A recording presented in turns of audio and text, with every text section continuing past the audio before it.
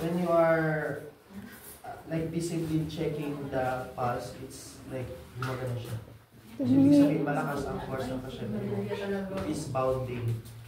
Okay. If it's weak naman, minsan hindi mo siya makakapa.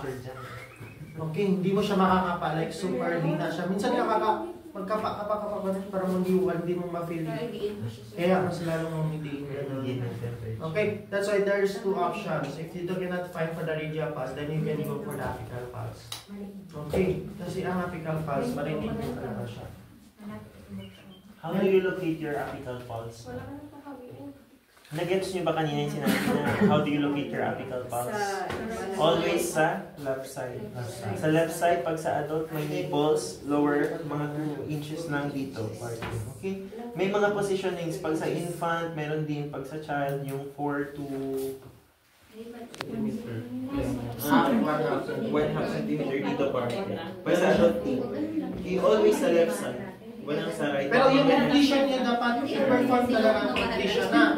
Like for example, ang completion niyo like providing comfort, tapos ilaw ang bed, tapos maglalagay kayo ng system call or method of calling for the patient. You need to instruct the patient, okay, if you have anything, just press this one. This is your system call.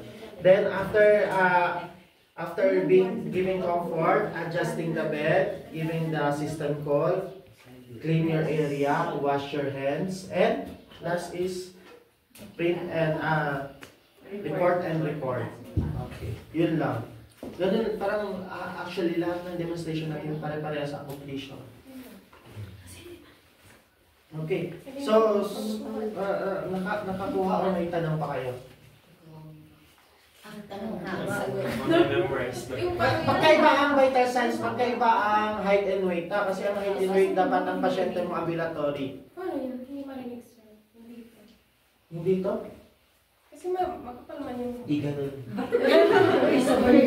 Hindi ko talaga yun.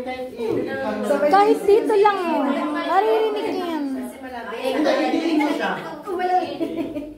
Hindi mo. Hindi mo.